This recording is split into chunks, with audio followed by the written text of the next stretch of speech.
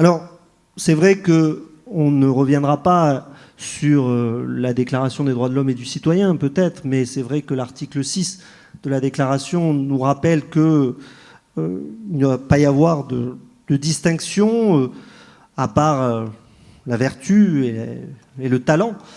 C'est vrai que les concours sont toujours considérés comme étant le meilleur rempart contre les inégalités. Pour autant, il y a eu des évolutions qu'on vient de voir concrètement, et il y a peut-être des évolutions aussi qui sont en train de se faire progressivement.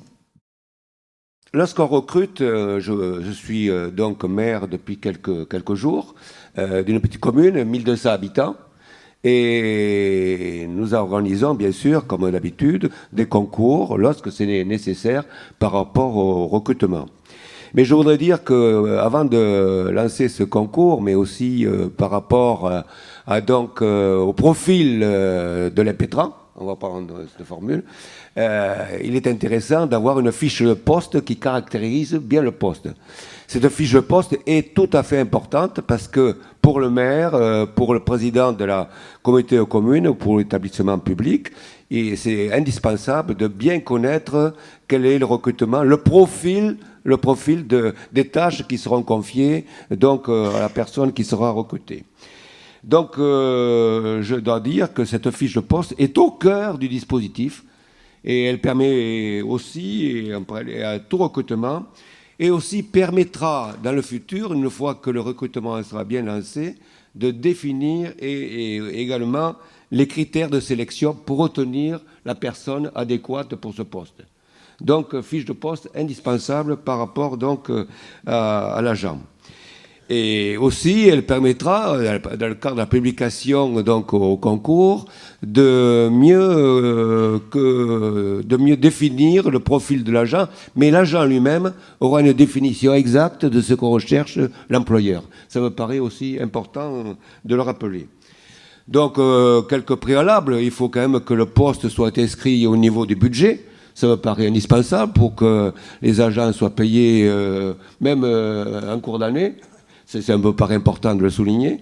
Et aussi, le partenariat qui est existant. Je voudrais ajouter que vous avez évoqué tout à l'heure le projet de loi. Le projet de loi donc, qui est en cours et qui va être discuté.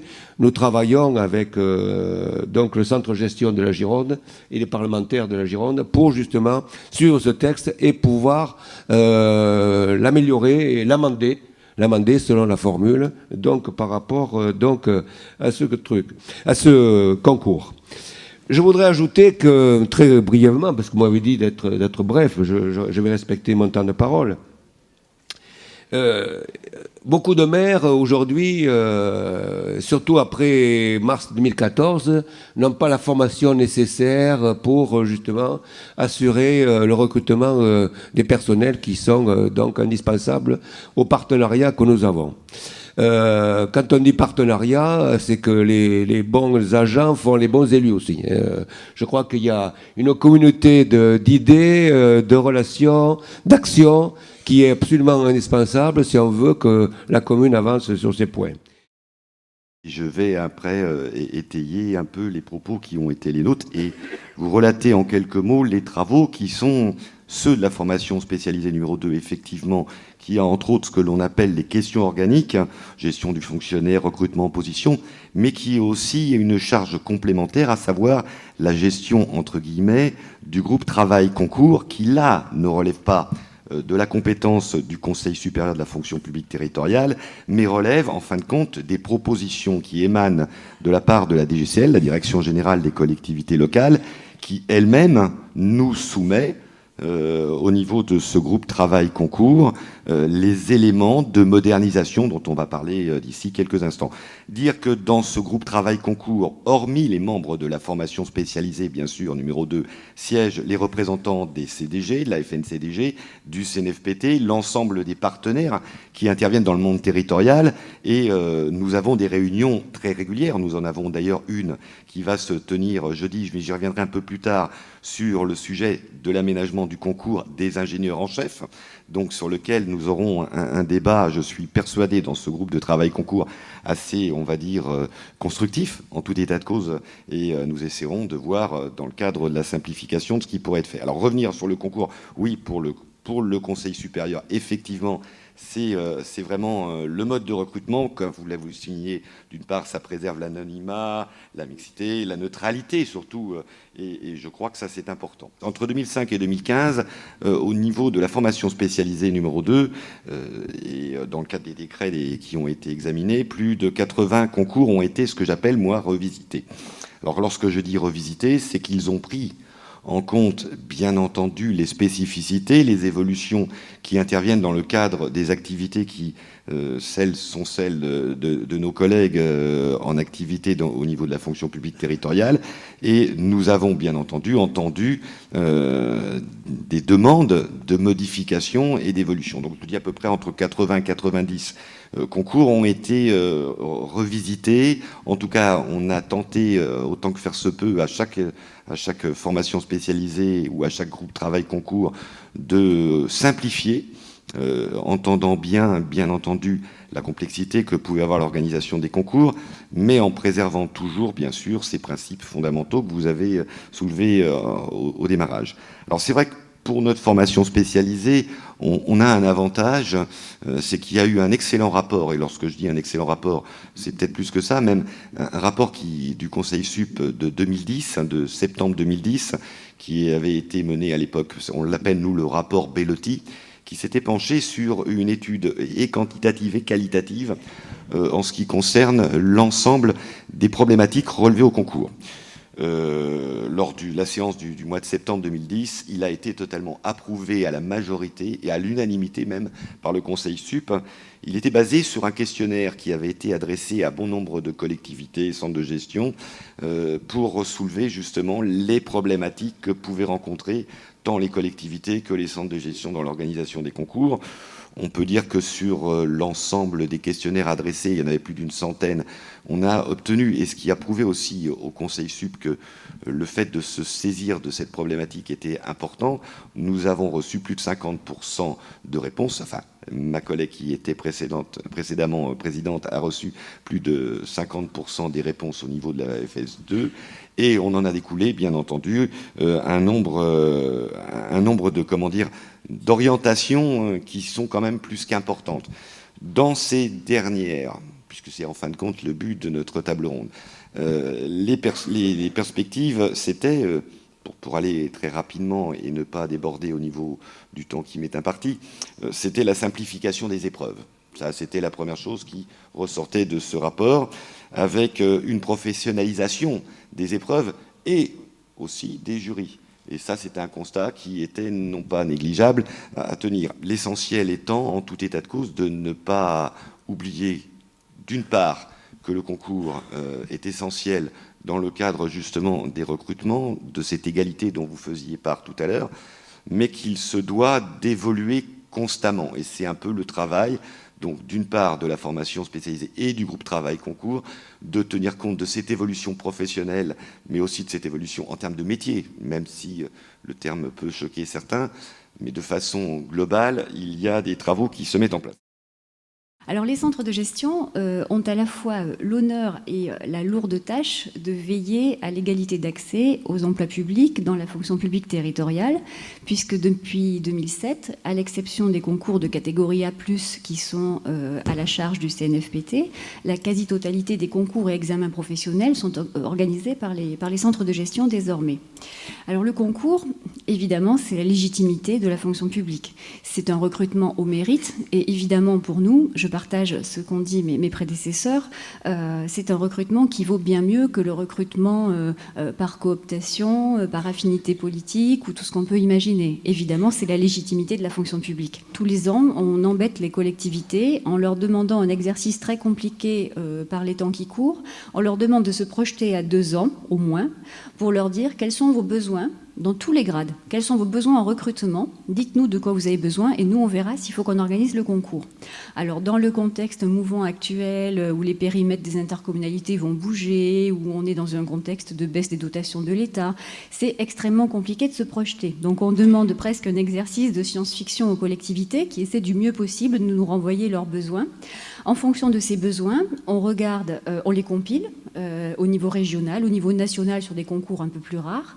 Et ensuite, on essaie de trouver le périmètre d'organisation pertinent. Est-ce qu'il faut une organisation au niveau de chaque département?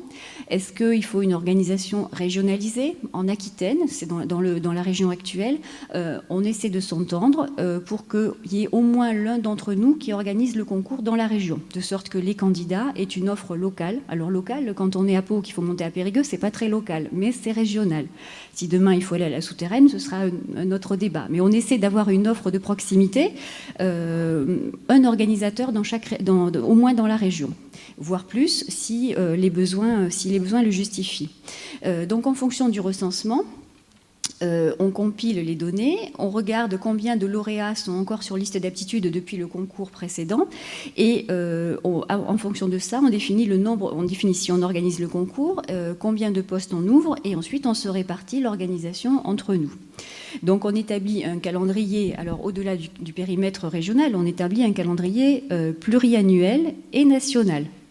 C'est pas forcément très simple. On vous passe les détails, mais vous imaginez bien, pour qu'on se mette tous d'accord sur des dates nationales, sur un calendrier pluriannuel, ça donne quelques débats un peu musclés de temps en temps, mais bon, on y arrive. Alors je vais m'attarder un petit peu plus longtemps sur les jurys. Alors les jurys qui vont procéder aux entretiens, les jurys sont composés de 3 collèges, un collège des élus, un collège de fonctionnaires et un collège de personnalités qualifiées.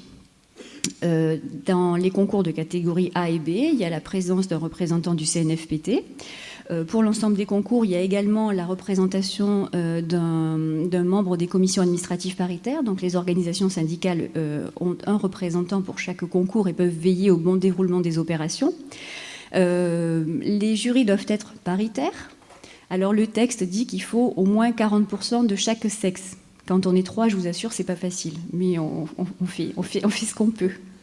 Et il y a certains grades où c'est pas évident d'avoir la parité. On a des filières très masculines ou des filières très féminines, mais on s'emploie à respecter ces critères.